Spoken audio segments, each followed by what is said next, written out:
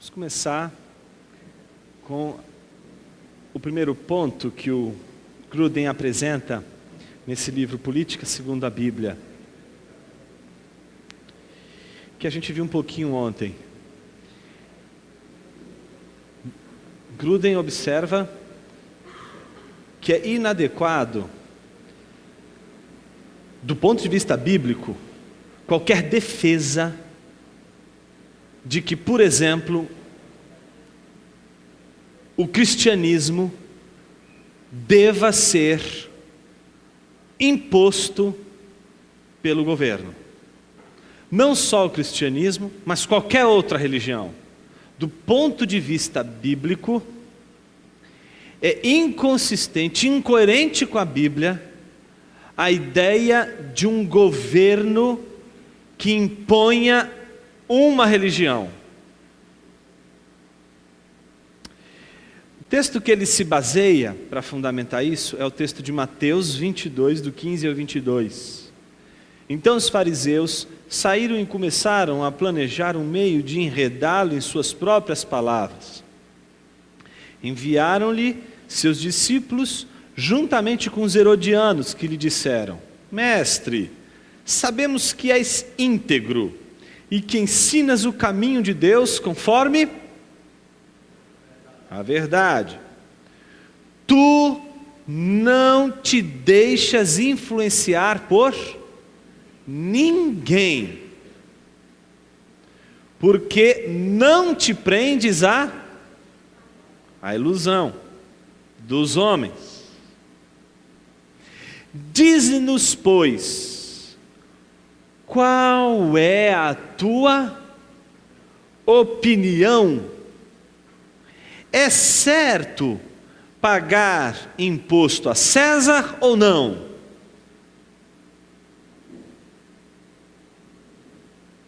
Mas Jesus, percebendo a má intenção deles, perguntou: hipócritas, daquela maneira mais gentil de Jesus lidar com a hipocrisia, por que vocês estão me pondo à prova? Mostrem-me a moeda usada para pagar o imposto. Eles lhe mostraram um denário, e ele lhes perguntou: de quem é esta imagem e esta inscrição? De César, responderam ele. E ele lhes disse, vamos repetir juntos? Então, deem a César o que é de César e a Deus o que é de Deus. Você pode dizer isso mais uma vez? Deem a César o que é de César e a Deus o que é de Deus. Governo é uma coisa, a igreja é outra. O governo e a igreja são duas coisas que têm que estar separadas.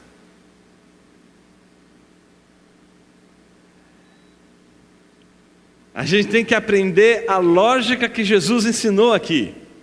Aprender a dar a César o que é de César e a Deus o que é de Deus.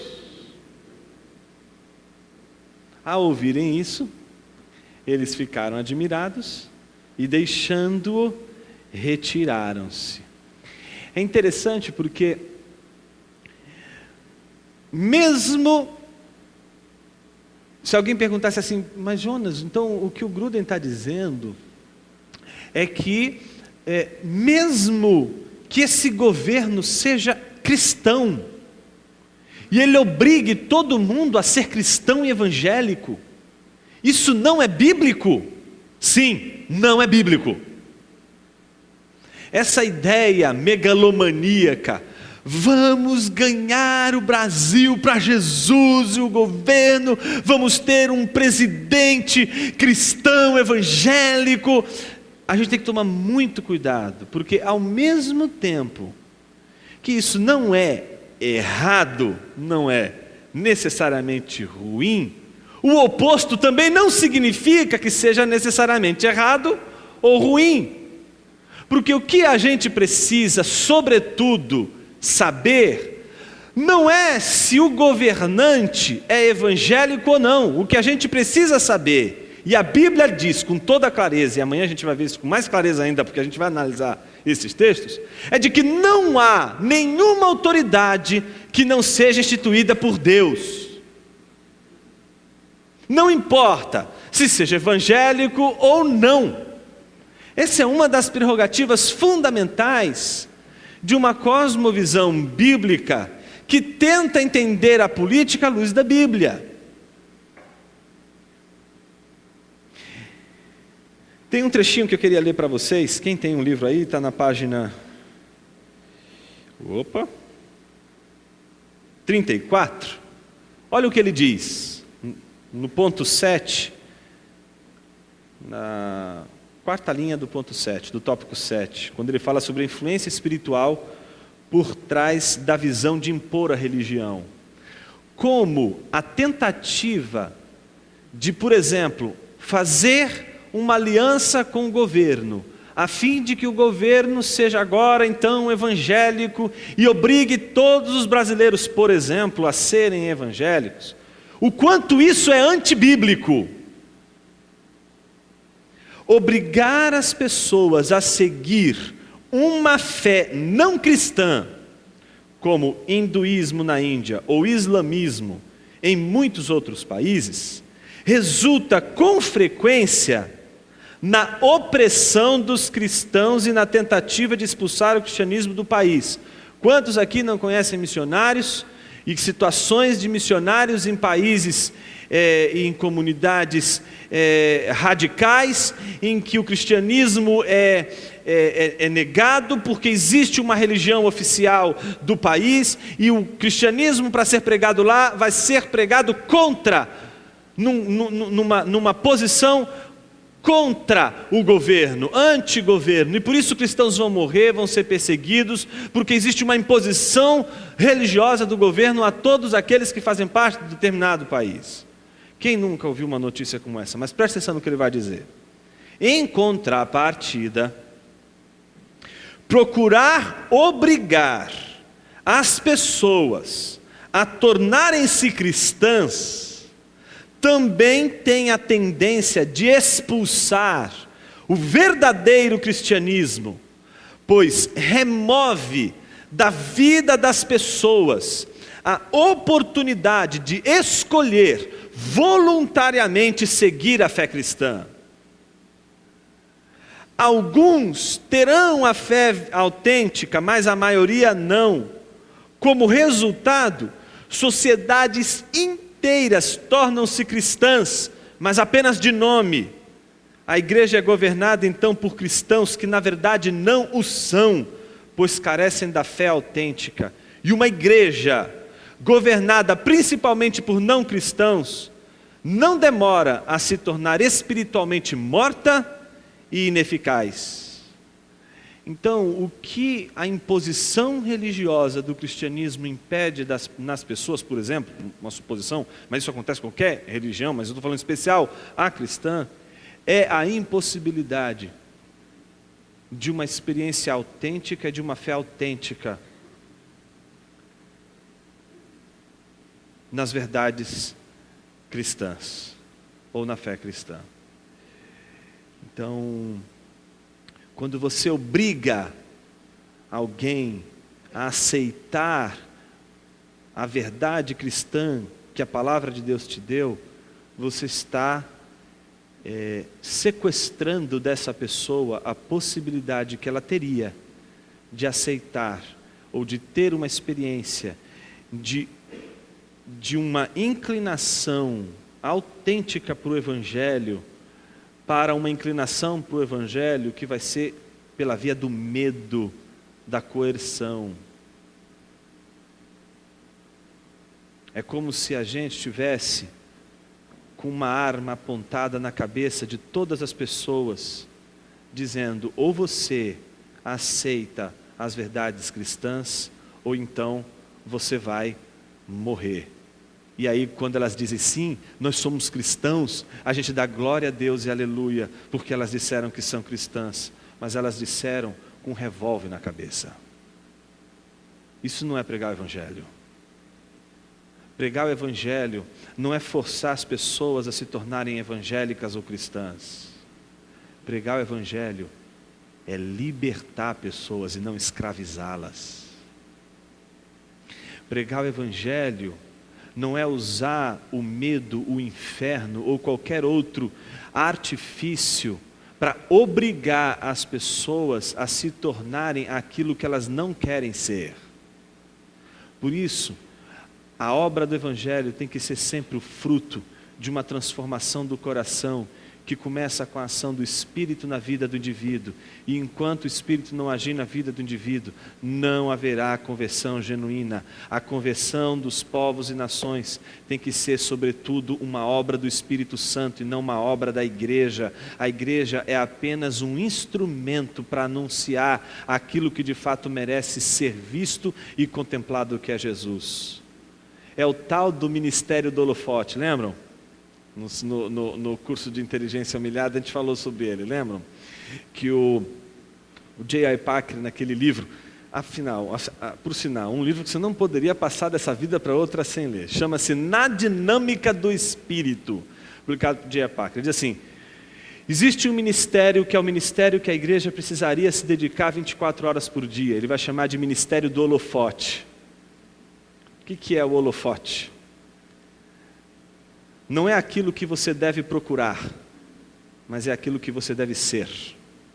Ele diz que um cristão e que a igreja deveria aprender com o Espírito Santo, não a buscar o holofote, mas a ser um holofote. Por quê? Holofotes nunca trazem luz para si mesmos. O holofote nunca ilumina a si mesmo. O holofote ilumina aquilo que de fato precisa ser visto. Por isso, aquilo que precisa ser visto não é você ou a igreja, mas aquilo que você e a igreja têm a obrigação, por ser igreja, de iluminar, que é Jesus Cristo. As pessoas não podem saber que há igreja no mundo, porque elas estão vendo a igreja. As pessoas têm que saber que há igreja no mundo, porque elas estão sendo capazes de ver Jesus. Porque a igreja tem sido apenas um holofote para apontar e mostrar aquilo que merece de fato ser visto. Então essa ideia de a gente se tornar responsável por tornar as pessoas evangélicas, essa ideia ela é completamente antibíblica. A ideia bíblica, ela está centrada no poder e na atuação do Espírito, na dinâmica do Espírito, em libertar o coração dos homens para enxergar Deus. E a igreja tem que simplesmente agradecer ao Senhor, porque Deus lhe deu o privilégio de ser usada como uma lanterna, como uma luminária, como um holofote, para que os homens possam enxergar Jesus. Mas não obrigar as pessoas a se tornarem cristãs. Um segundo ponto interessante é o contrário disso. É um outro movimento de relação, né, entre governo e religião. É a ideia de que o governo deve excluir a religião. Novamente, uma parte daquilo que a gente disse ontem. O que acontece quando a gente vê hoje essa espécie de hostilidade com relação à manifestação de uma influência cristã no contexto político. Se vê hoje como algo extremamente negativo. E aí a gente precisa tomar um enorme cuidado, porque o fato de você dar a César o que é de César e a Deus o que é de Deus, o fato de você não misturar as estações, não misturar política com igreja, não misturar governo com igreja, não significa, portanto, que você como cristão não possa influenciar a política para o bem. São duas coisas absolutamente distintas. Por isso o cristão que não concorda com a imposição religiosa, ele vai ser o primeiro a defender a liberdade religiosa. Uma coisa que eu e você temos que abraçar com toda a força e defender com toda a força e vigor é a liberdade religiosa. No entanto, não é aquela liberdade religiosa do relativismo secularista de nossos dias, que entende liberdade religiosa ou ser contra a imposição religiosa como uma espécie de remoção de toda e qualquer influência do cristianismo ou do evangelho na política. Defender a liberdade religiosa não significa se calar diante das injustiças, não significa se calar diante do que é certo e que é errado, e daquilo que a Bíblia diz para mim e para você que é certo e que é errado. Defender a liberdade religiosa não significa simplesmente se encolher diante dos grandes desafios que a vida no mundo representa para a igreja. Defender a liberdade religiosa não significa se trancar entre quatro paredes, se protegendo do mundo, como se o mundo fosse já de uma forma condenado e a igreja pudesse se salvar dentro de quatro paredes. Liberdade religiosa não tem absolutamente nada a ver com irresponsabilidade política. Liberdade religiosa é a afirmação daqueles que não querem impor a religião, não querem fazer da religião, ou não querem fazer de uma crença religiosa um motivo para violentar pessoas. Mas ao mesmo tempo, não significa que defender a liberdade religiosa signifique se calar diante de todas as alternativas que o mundo que a gente vive, a era que a gente vive, nos coloca. Defender a liberdade religiosa não é defender a privatização da religião cristã, não é colocar mordaças em cristãos, para que cristãos não possam no cenário público expressar suas opiniões. A gente precisa entender que liberdade religiosa implica, em primeiro lugar, um espírito de tolerância, e tolerância, a gente viu ontem, não é concordar com o diferente, é você respeitar o diferente na medida em que você discorda e não na medida em que você concorda. Concordar não é tolerar. Para tolerar é preciso discordar até a última gota.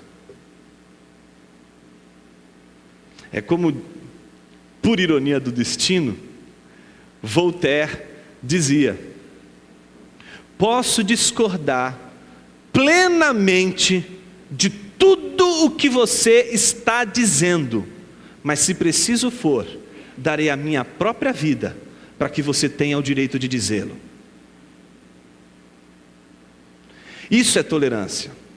Entender que a gente pode discordar de alguém em absolutamente todos os pontos, e isso não significa que esse alguém deva ser calado porque simplesmente ele não concorda com nossas opiniões.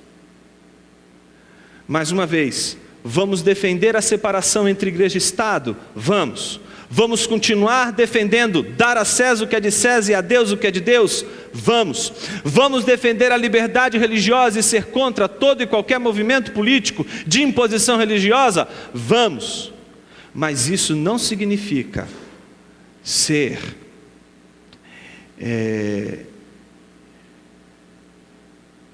ausente no cenário político. Isso não significa, de forma alguma, ser inerte diante dos grandes desafios que a política nos impõe. Isso não significa, em hipótese alguma, que liberdade religiosa signifique o silêncio dos cristãos. Hannah Arendt escreveu um livro que você não pode passar dessa vida para outra sem ler. Ele chama-se A Dignidade da Política. Tem 2 artigos aqui que eu gosto demais. Um deles é Filosofia e Política. Eu trabalhei algumas ideias desse texto num artigo que eu publiquei na Teologia Brasileira sobre o totalitarismo, e um artigo sobre, naquela ocasião em que o Supremo aprovou o aborto dos anencéfalos, e eu trabalhei essa questão de todas as questões que são decididas no cenário público, elas são resolvidas com uma lei e não com debate, com um amplo debate de ideias. Nesse outro artigo, que eu espero um dia poder trabalhar com mais carinho, é um artigo que ela escreveu sobre religião e política. Ela diz uma coisa muito interessante. Olha o que ela diz. Olha o que ela diz. Se as religiões seculares são possíveis, e aí a gente precisa parar. O que é uma religião secular? Ela parte do mesmo pressuposto que o Godswaard, aquele economista holandês neocalvinista que escreveu o livro Ídolos de Nosso Tempo, que a gente acabou de falar na sessão anterior da nossa palestra. A ideia de que todos os seres humanos estão propensos a um fim último. E se ele não encontrar Deus como fim último, ele vai encontrar um ídolo. Não importa se você seja um ateu, um agnóstico, seja lá o que for. Se você não adora Deus, você vai adorar um ídolo. Você vai adorar um Deus, uma divindade. Então mesmo os secularistas, os relativistas, os ateus têm uma divindade. E o que ela tenta dizer é que mesmo o secularismo, que parte de uma ideia de que não existe Deus e que religião é uma questão de foro íntimo, ela não se livra dessa condição humana de inclinação para Deus, e por isso ela se torna uma religião. O secularismo é uma religião, como é uma religião também o socialismo, como é uma religião o marxismo, como é uma religião também o liberalismo, como toda e qualquer ideologia tem uma propensão a se tornar uma religião todas as vezes que ela se torna a esperança última de uma pessoa. Então ela vai dizer, se as religiões seculares são possíveis, no sentido de que o comunismo, por exemplo, é uma religião sem Deus, então não vivemos mais meramente em um mundo secular, que baniu a religião de seus assuntos públicos. Então note esse movimento. Não se trata apenas hoje de vivermos num contexto em que o secularismo tem, de uma tal forma, lutado pela privatização da religião, ou seja, para impedir a religiosidade em eventos públicos, uma oração num evento público, um símbolo religioso num evento público, essa tendência de eliminar da esfera pública a religiosidade, tudo aquilo que é uma crença religiosa. Isso que a gente já vê de uma maneira clara, não representa o fim da história, mas apenas o começo de todo o movimento do secularismo, que não é tornar apenas a religião uma questão de foro íntimo, ou seja, tirar Deus da esfera pública, mas preste atenção no que ela diz, mas sim em um mundo que chegou mesmo a eliminar Deus da religião. O objetivo final não é esse, começa-se apenas tirando Deus da esfera pública, mas a grande ambição é também tirar Deus da religião. Por isso não é só simplesmente obrigar a todos os que não concordam, por exemplo, com determinadas instituições ou decisões de um governo, a assumirem isso apenas na esfera pública, tem que se assumir isso também na esfera privada. Então digamos, por exemplo, que é o grande debate dos nossos dias. Não se trata apenas de uma questão de direito, de saber como lidar com a relação entre aqueles que defendem o casamento de pessoas do mesmo sexo, mas se trata também de lidar com a questão no que diz respeito à administração desse contexto dentro das próprias igrejas, onde não somente se quer arbitrar para além das portas da igreja, mas se quer arbitrar inclusive a própria igreja, onde quer se ditar as normas dentro da própria igreja, onde quer se tirar inclusive da própria igreja aquilo que só vai mantê-la viva, que é Deus.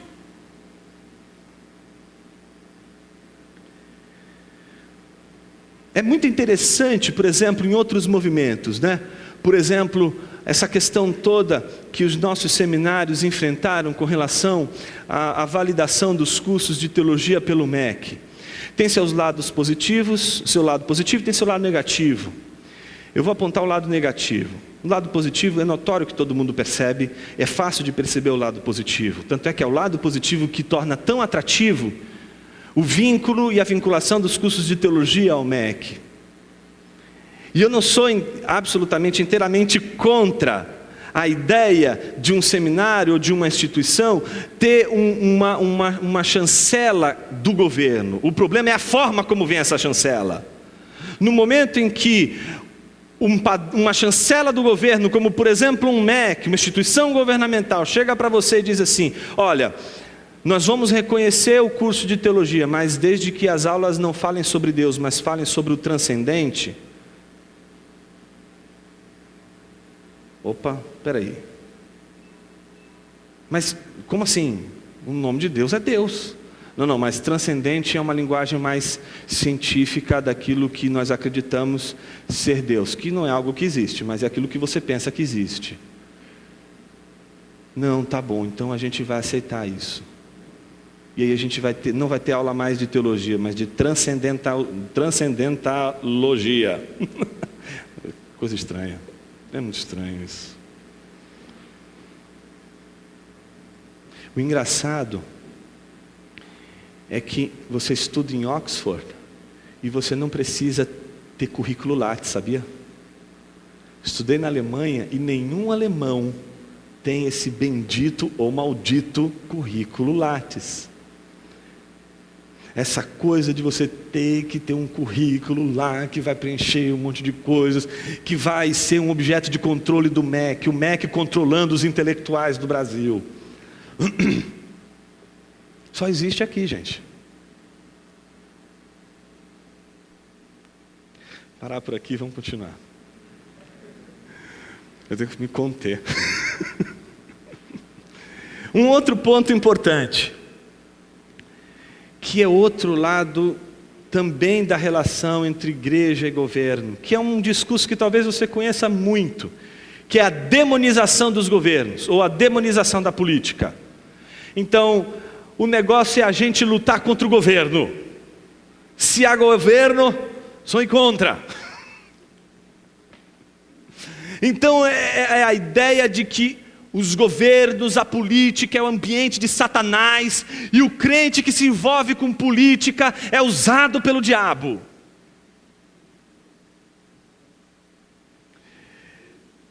Greg Boyd, ele escreveu um livro que se chama O Mito de uma Nação Cristã, como a defesa do poder político destrói a igreja. Tá certo? Esse livro foi criticado por Gruden. Por quê? Boyd, ele se baseia nessa passagem de Lucas capítulo 4, do versículo 5 ao 7, para dizer que Satanás é o diretor executivo da política. O diabo o levou a um lugar alto e mostrou-lhe, num relance, todos os reinos do mundo. E lhe disse: eu lhe darei toda a autoridade sobre eles e todo o seu esplendor, porque me foram dados, e posso dá-los a quem eu quiser. Então, se você me adorar, tudo será seu. Ele vai, tá vendo? Satanás é o dono de todo o governo. Deus deu para ele todos os governos. Então Satanás governa todos os reinos, potestades, a política. Está vendo? Por isso que Brasília está do jeito que está. Olha o que ele vai dizer. Em termos funcionais, Satanás é o diretor executivo de todos os governos da terra. O que o Gruden vai notar, em primeiro lugar, é que Boyd não notou que quando Satanás diz que ele tem autoridade sobre os governos, essa autoridade é conferida por Deus. E um outro detalhe, é a única passagem que você encontra a ideia de que Satanás é o dono de todos os governos do mundo. Mas o que ele vai chamar a atenção é que nós estamos diante do pai da mentira. E se ele é o pai da mentira, por que deveríamos acreditar que ele é o diretor executivo de todos os governos? Ou seja, é esquecer de todas as inúmeras passagens em que reis e governantes foram pedir conselhos a homens profetas de Deus, esquecer de mulheres, de personagens na Bíblia que se envolveram com política, de se esquecer da relação que o próprio Evangelho vai mostrar entre igreja e o governo, no caso o Império Romano. Esquecer de Romanos 13, que diz que toda autoridade é instituída por Deus. Então, se você adotava esse discurso do Boyd de que a política é coisa do diabo, espero que de hoje para amanhã, principalmente amanhã, você se converta dos seus maus caminhos. Quarto ponto.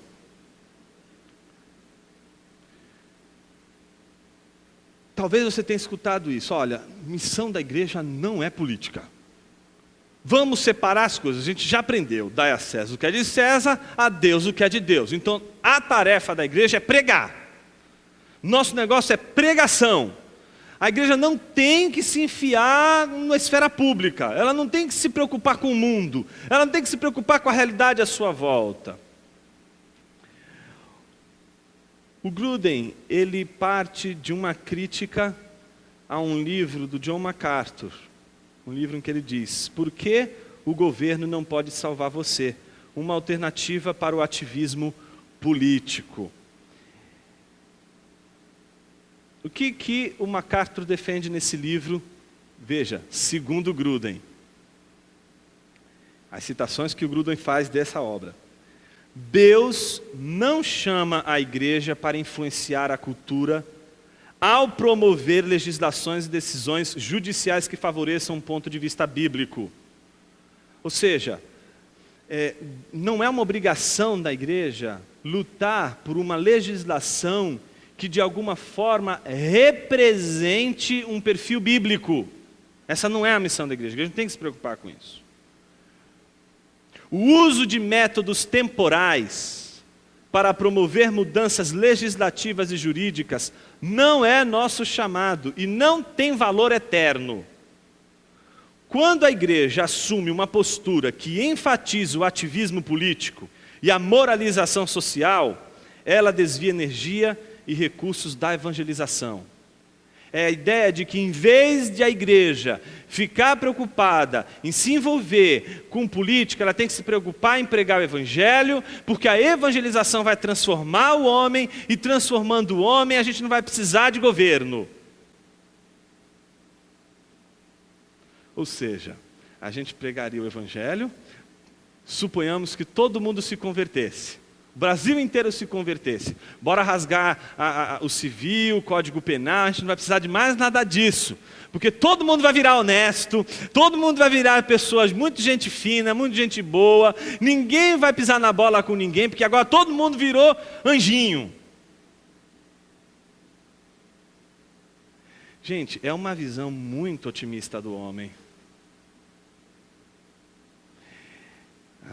Mais uma vez, é uma posição que o Gruden faz de crítica ao MacArthur. Eu ainda não li o livro do MacArthur, então eu não posso dizer se essa é a ideia do MacArthur ou não, mas eu estou me referindo a uma outra ideia, seja do MacArthur ou não, que é uma ideia que deve ser de alguma forma criticada. A ideia de que todas as vezes que uma pessoa, uma comunidade se converte, então a gente vive numa espécie de comunidade perfeita, harmônica, onde ninguém vai brigar com ninguém, ninguém vai discutir, ninguém vai discordar, é o céu na terra, ninguém vai fazer fofoca de ninguém, tudo muito lindo e maravilhoso, porque na igreja essas coisas não acontecem.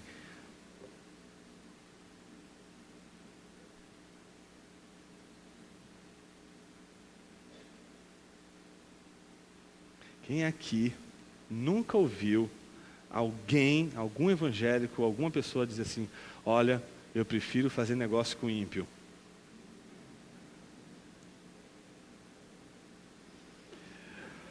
Ou a contrapartida.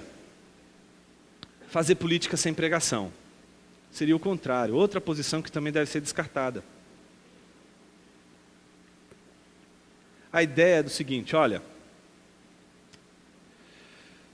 a igreja está muito, blá, blá, blá, blá, blá, blá, blá, blá, blá, blá, blá, blá. A igreja tem que entrar para a esfera política. Ela tem que trabalhar. Ela tem que se preocupar com as questões sociais. Ela tem que se envolver com a sociedade. Ela tem que ser socialmente responsável.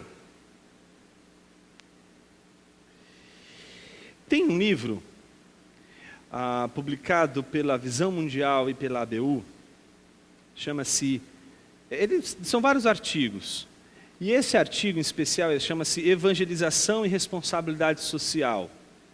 Foi uma consulta que aconteceu na década de 80, se não me falha a memória, em 82, em Grand Rapids, foi liderada por John Stott, e eles fizeram um documento dessa consulta para lidar exatamente com esse tópico, não é? Evangelização e responsabilidade social. Qual é a relação entre pregação do Evangelho e responsabilidade social? Eu tenho alguns amigos que eles não gostam muito quando eu digo que a pregação do Evangelho, ele é o tesouro da igreja, é precioso para a igreja o Evangelho. E que em nenhuma instância eu posso colocar em pé de igualdade com o Evangelho o que seria a responsabilidade social, ou a ação social, ou a atividade social.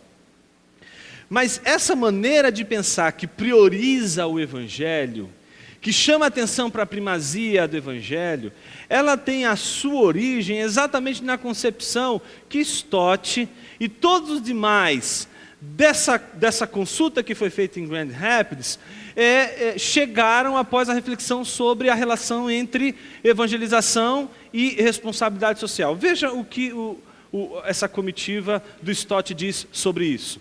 Evangelização e responsabilidade social teriam igual peso ou não? Ou seja, pregar o Evangelho e ajudar, fazer assistência social, eles têm o mesmo peso? A tal ponto de, olha, eu posso pregar o Evangelho, e se eu pregar o Evangelho vai ter o mesmo peso de se eu não pregar o Evangelho, mas em vez de pregar o Evangelho de uma forma proposicional, eu vou pregar o Evangelho de uma forma pragmática, ajudando o pobre, ajudando o sofrido, enfim. Então isso teria o mesmo peso, porque Evangelho e responsabilidade social estão no mesmo patamar. Então, esse é o problema que essa consulta do John Stott, junto com toda aquela turma lá de Grand Rapids, fez com esse documento. Teria uma delas predominância sobre a outra, ou seja, uma delas seria priorizada em relação à outra?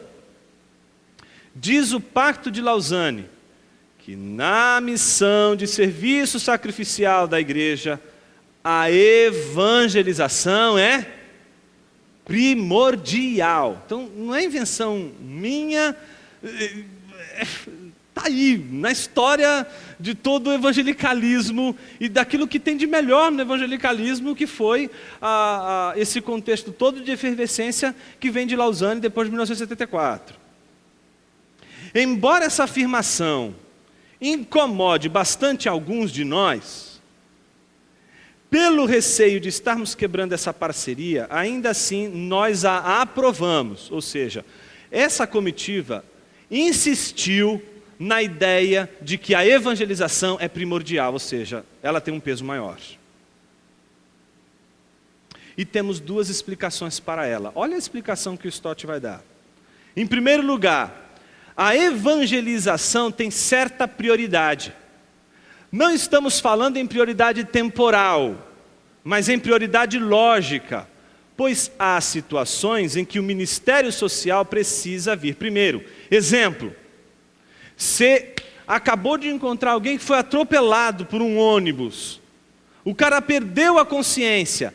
Não, eu preciso pregar o evangelho para ele. Irmão, eu preciso falar do evangelho para você. A Bíblia diz, e o cara está lá. Você, irmão, eu estou falando de Jesus para você. O cara entrando em convulsão, irmão, eu estou pregando.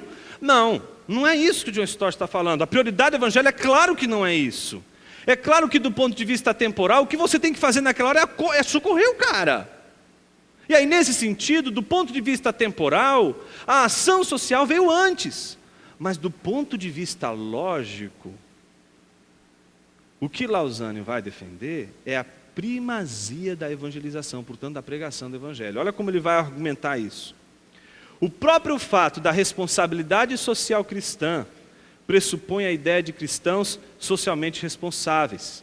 E isso só acontecerá através de evangelização e discipulado, ou seja, a responsabilidade social no contexto de uma visão cristã de mundo, de relação do cristão com a sociedade, é uma relação em que a pregação do Evangelho e a conversão provocada no homem pela palavra do Evangelho, ela necessariamente nos convoca a sermos socialmente responsáveis. Então pode ser uma implicação do Evangelho? Claro que é uma implicação do Evangelho. Se a ação social é o objetivo e a consequência da evangelização, como afirmamos, então a evangelização deve precedê-la. Isso não é o Jonas que está dizendo, isso é o Stott. Em segundo lugar, a evangelização relaciona-se com o destino eterno das pessoas. E trazendo-lhes as boas novas da salvação, os cristãos estão fazendo uma obra que ninguém mais pode fazer. Qualquer pessoa nesse mundo pode ser socialmente responsável e não precisa ser cristão para ser uma pessoa generosa. Um ateu pode ser generoso, um hinduísta pode ser generoso, um espírita pode ser generoso, um corintiano pode ser generoso.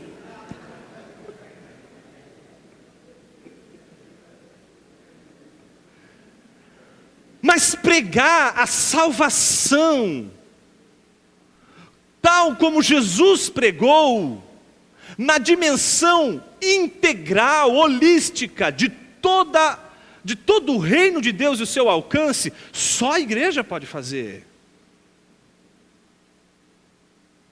Raras serão as ocasiões, se é que elas ocorrerão, em que nós teremos que optar, olha, presta atenção nisso, que a gente tem que escolher entre satisfazer a fome física e a espiritual, entre curar o corpo e salvar a alma.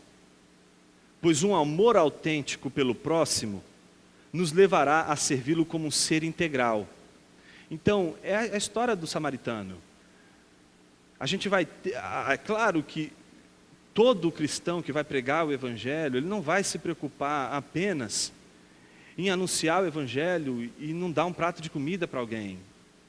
O ponto não é esse. O ponto que ele vai apontar é o seguinte: no entanto, se tivermos que fazer essa opção, se for um contexto em que não dá para fazer as duas coisas ao mesmo tempo, ou uma ou outra, é bom lembrar que a necessidade suprema e máxima de todo ser humano é a graça salvadora de Jesus Cristo.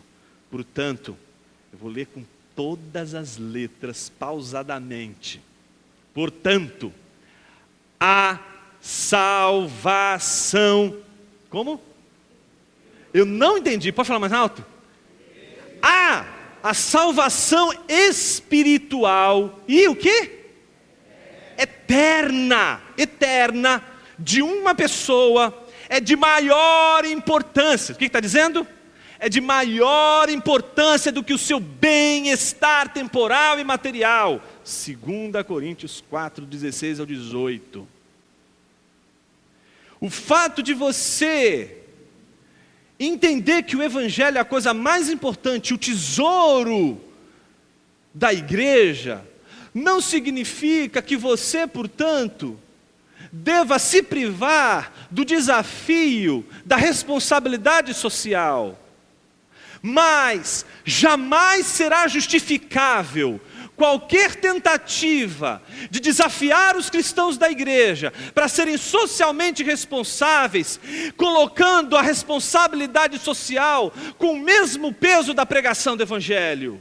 Não é necessário para desafiar as pessoas a cumprirem as implicações do Evangelho, dizer que a responsabilidade social tem o mesmo peso da salvação espiritual e eterna que Deus deu para nós.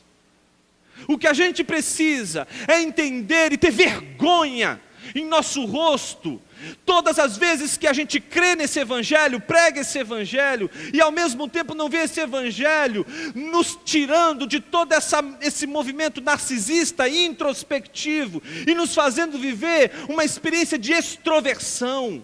É isso que tem que nos envergonhar, e para isso a gente não precisa dizer que aquilo que a gente precisa fazer na igreja tem o mesmo pelas pessoas, tem o mesmo peso que o Evangelho. O que a gente precisa é ser extrovertido. A gente precisa de um cristianismo, como diz o Guilherme de Carvalho, um cristianismo que seja de um ambiente de extroversão, que faça o que está aqui dentro, em si mesmado, ir para a esfera pública.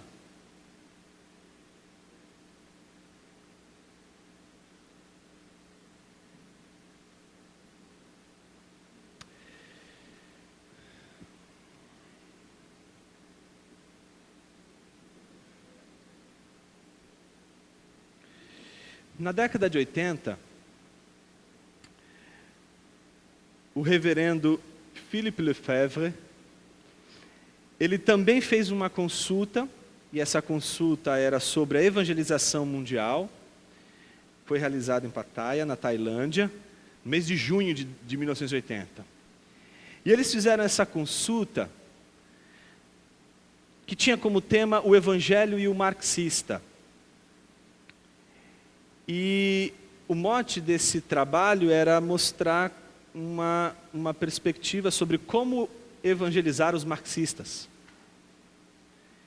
Então, esse grupo de Lausanne sentou para estudar a melhor maneira de se evangelizar, por exemplo, os marxistas. Obviamente, porque se entendia que o marxismo, ele não corresponde à visão cristã de mundo. E que, portanto, o marxista, de alguma forma, precisaria ser alvo da evangelização. E é engraçado porque o modelo que foi usado por Lausanne aqui para a evangelização dos marxistas foi o modelo usado para a evangelização dos muçulmanos. Pela mesma comunidade, porque estão pensando exatamente sobre isso, sobre a evangelização, como a igreja deve evangelizar. Não é? Num determinado trecho dessa consulta, eles chegaram à seguinte conclusão: cristãos politicamente conscientes, sensíveis para com o sofrimento dos pobres, viram-se totalmente frustrados pela inércia e algumas vezes pela franca oposição da igreja, o que os levou à conclusão de que a análise de Marx, afinal de contas, estava certa. Por fim, de tal maneira se identificam com os marxistas, aparentemente as únicas pessoas a fazerem algo a favor da justiça, que acabam perdendo sua identidade cristã. Então, por outro lado, é verdade que o Evangelho, como vai dizer John Stott, ele tem a primazia em relação à responsabilidade social, apesar de os dois sempre caminharem juntos. E ser uma necessidade do cristão se preocupar com o sofrimento das pessoas. Entretanto, o que a gente não pode deixar de lado é a nossa grande omissão. Para lembrar do trocadilho do Dallas Willard, a gente esqueceu do C da grande comissão e por isso se tornou a grande omissão. A omissão na medida em que simplesmente em algum momento de nosso trajeto a gente pode deturpar, como toda e qualquer visão está suscetível a uma distorção, como a gente viu no início, a mensagem do Evangelho, tornando-a uma exclusividade e excluindo de toda essa visão do Evangelho a nossa responsabilidade com o sofrimento daqueles que estão próximos de nós.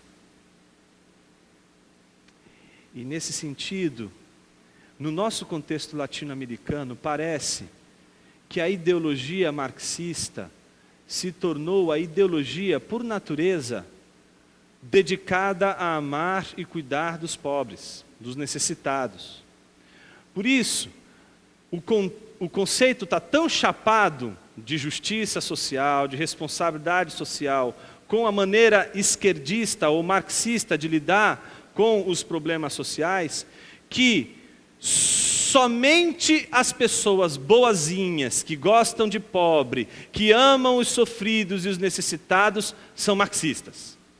Quem não é marxista odeia pobre, quem não é marxista odeia pessoas que estão necessitadas, são burgueses, são pessoas que não têm nenhuma vontade de ajudar o próximo. Esse tipo de sensibilidade para esse tema é o problema que está em xeque aqui. Porque o que ele nota é que muitos cristãos sinceros, que estavam preocupados com a responsabilidade social e essa coisa toda, percebeu, dentro do contexto conservador que a igreja estava, uma omissão com relação aos problemas sociais.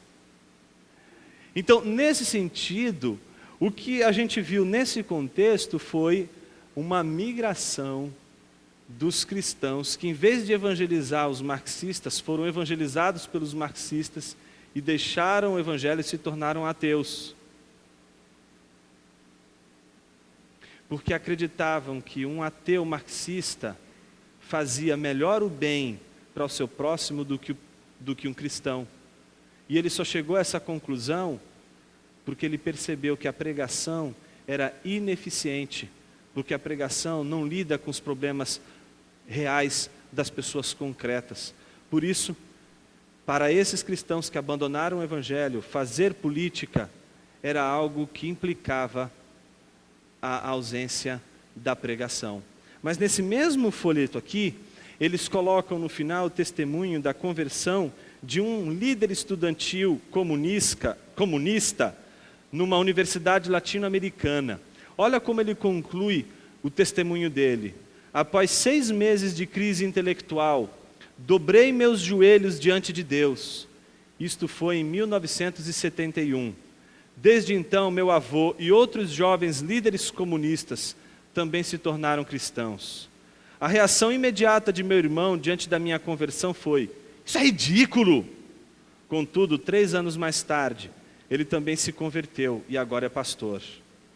Todos nós podemos testemunhar que foi a natureza sobrenatural da mensagem o que nos atraiu a Cristo, e não as respostas cristãs de cunho sociopolítico. Ou seja, não podemos subestimar o poder do Evangelho, que transforma o coração das pessoas e leva as pessoas ao comprometimento da obediência a Deus, que implica na responsabilidade, sim, social. Por fim, para terminar, um último livro. Esse aqui eu quero dar uma ênfase. Mas pensa numa ênfase brutal. É um livro do Julian Benda, A Traição dos Intelectuais. Ele escreve esse livro, e esse livro é especialmente que aqueles que querem se envolver com teologia, com reflexão, não é? Que leiam esse livro. Por quê? A maior tentação da tua vida vai ser exatamente essa. Cara, por que você está estudando essas coisas aí? Isso aí é muito complicado de entender, isso não vai levar a lugar nenhum, não serve para nada. Você fez aí um monte de trabalho, o que você fez isso aí? Ninguém entende o que você escreve. Enquanto um monte de gente aí na igreja está passando fome, você está aí fazendo exegese. Ninguém já traduziram a Bíblia para você? Por que você está preocupado em traduzir a Bíblia? Vai cuidar das pessoas. Vai fazer o bem para o próximo. Você está ficando uma pessoa feia. Está horrível. não é? Ele escreve o seguinte: intelectuais são todos aqueles cuja atividade, por essência, não persegue fins práticos. Você sabe que Aristóteles, quando escreveu, não é, os seus tratados, perguntaram para ele o seguinte: qual é a finalidade da filosofia? Por que você pensa tanto? Ele disse uma resposta que ficou eternizada. A resposta mais simples do que serve a filosofia. Ele disse: para nada. Como assim para nada? Tem que servir para alguma coisa. Tem que ter utilidade o que eu estou fazendo. O que eu estou pensando tem que ter alguma prática. Se não tiver prática, para que eu estou pensando? E o que Aristóteles vai dizer é: não serve para nada. Mas Aristóteles, é o Ari, não é o Sócrates. Mas Aristóteles, se não serve para nada, qual é o valor da filosofia? Esse é o problema, esse é o nosso problema. Quando a gente fica preso a um mundo pragmatista, extremamente pragmatista, a gente só consegue dar valor a coisas que são úteis. Por isso você vai encontrar e se relacionar com monstros e não com pessoas que vão só te usar, porque elas vão querer saber se você serve para alguma coisa, porque o seu valor, por exemplo, para um pastor pragmático, é se você pode ajudar ele em alguma coisa na igreja. Se você não puder ajudar ele em alguma coisa na igreja, você não serve, você não é útil. Porque isso é a tirania do pragmatismo, a tirania do utilitarismo. Essa coisa que a gente o tempo todo está dizendo assim: olha, isso aí é valioso? Mas se é valioso é porque serve para alguma coisa. A gente tem que aprender a descobrir que nem sempre tesouros que são extremamente valiosos, eles servem para alguma coisa. Quem aqui está namorando, ou já namorou e ainda namora, só que agora casado, lembra de algum dia lá no passado, não é? Aquele dia em que o casal estava no jardim, no farfalhar das flores, no canto dos pássaros, quando uma folha seca flutuando foi parar entre os dois pombinhos. E aí a menina toda apaixonada vê aquela folha e diz: oh, que folha linda, essa folha caiu e hoje foi o primeiro dia que a gente se beijou. Eu vou guardar essa folha vai ser o símbolo do nosso amor. E como é crente, vai colocar a folha onde? Todo mundo faz isso um dia na vida. Tá vendo? A tua Bíblia serviu para alguma coisa. Aí põe a folha lá na Bíblia. Aí passa 5 anos, recém-casado, passa 2 anos, aí tem um filho, 3, 4, 5 anos de casado. Aí um dia o menino encontra lá, abre a Bíblia. Todas as vezes que a mulher abre, olha para a folha, ela chora, lembrando daquele dia. Aí o dia que o menino abre, fala: mamãe, que legal! E amassa a folha. Experimenta dizer que aquela folha não tem o menor valor para aquela moça. Experimenta dizer que aquilo é um lixo, que não serve para nada. Tira esse lixo da Bíblia, mulher. Porque de fato, para você, aquela folha não significa nada. Mas para ela aquela folha tem um significado. E o significado é suficiente para valorizar todo o seu trabalho. Por isso eu quero falar com você que estuda teologia. E que dificilmente vai encontrar nas pessoas à sua volta um valor para o que você está fazendo. Porque o que você está fazendo não produz nada. Não produz dinheiro, não te faz rico, não é? Porque se você quisesse ser rico, você tinha que fazer um templo e não ficar estudando teologia. E tinha que fazer um templo maior do que o de Salomão. o templo de Absalão. Então, se você está estudando, eu gostaria que você continuasse o teu caminho, porque nunca a igreja precisou tanto de intelectuais que estudem profundamente o pensamento, com toda a sua abstração que ele requer, com um coração piedoso e com a vontade de servir a igreja. Porque o que a igreja mais precisa hoje é de homens sábios. E a sabedoria, ela vem quando a gente para o que a gente está fazendo, para aprofundar o pensamento, para estudar. Intelectuais são todos aqueles cuja atividade, por essência, não persegue fins práticos, e que, obtendo sua alegria do exercício da arte ou da ciência ou da especulação metafísica, em suma, de posse de um bem não temporal, dizem de certa maneira: meu reino não é deste mundo. De fato, desde mais de 2000 anos até estes últimos tempos, percebo, através da história, de uma série de filósofos, teólogos, literatos, artistas, cientistas, em oposição formal ao realismo das multidões. Em toda a história do pensamento cristão, você vai encontrar uma oposição entre uma massa popular que vai exigir do pensador uma atitude, quando o pensador ele está ali para dizer a verdade.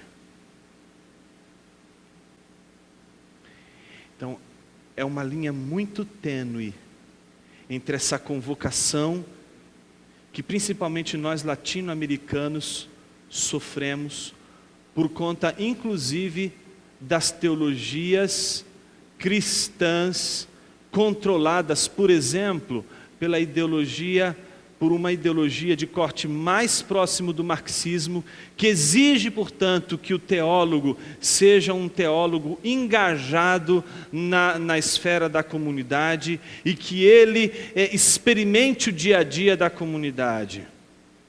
E, de fato, em algum momento, o intelectual, o pensador, precisa viver com a comunidade.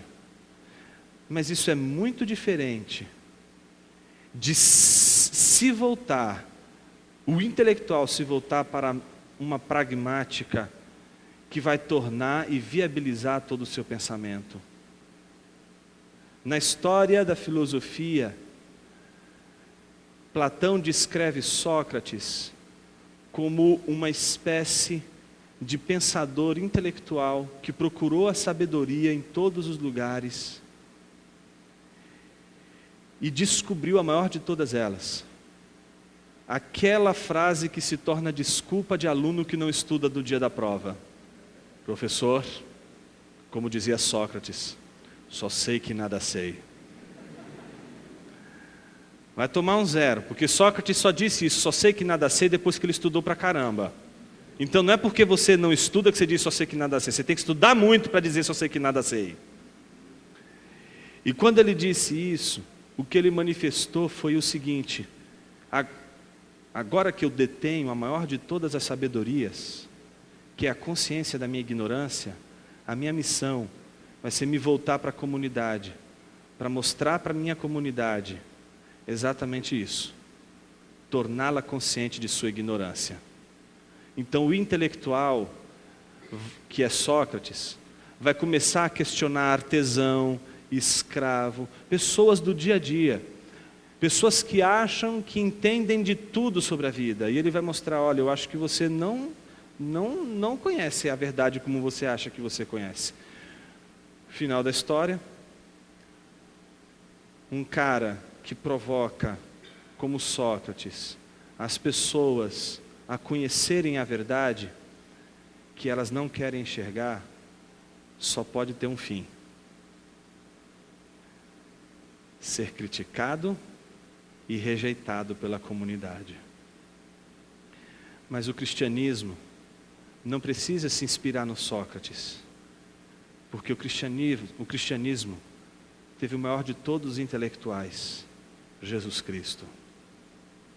E ele caminhou entre nós com toda a sabedoria que o Verbo divino tem, e nos ensinou as verdades, e nos mostrou o caminho da verdade.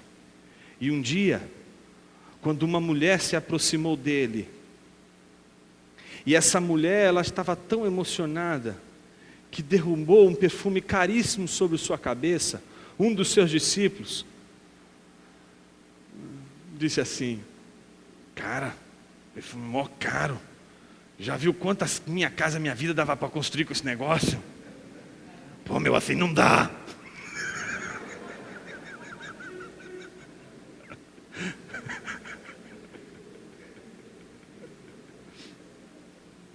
E aí Jesus olha para ele e diz o quê? Os pobres, vocês têm sempre com vocês, mas a mim, vocês nem sempre me têm. Essa mulher fez uma grande obra para comigo. Ela derramou um perfume caríssimo, celebrando a minha morte. Por isso, olha o que Jesus diz: todas as vezes que o Evangelho for pregado, que essa mulher seja lembrada. Por que essa mulher tem que ser lembrada por nós teólogos latino-americanos, quando a gente prega o Evangelho? Para a gente não reduzir o Evangelho a simplesmente ajudar os necessitados. A ajudar os necessitados, sim, mas sobretudo descobrir que o pobre e a dedicação que você pode ter para o pobre não é a salvação da tua alma. De que a tua dedicação pelos pobres não pode ser uma maneira de você expurgar a tua culpa pela omissão de não abençoar os frágeis e pequeninos que estão à sua volta. Aquela mulher precisa ser lembrada para que a gente, no nosso pecado de omissão, não caia na tentação de reduzir o Evangelho a uma mera tentativa de resolver a minha culpa pela minha inoperância. O Evangelho, ele traz luz para Jesus Cristo. Que você possa olhar para Ele e de fato saber que a única salvação não está no governo, não está nas ideologias, a salvação está apenas em Jesus Cristo. Que Deus abençoe a todos e até amanhã.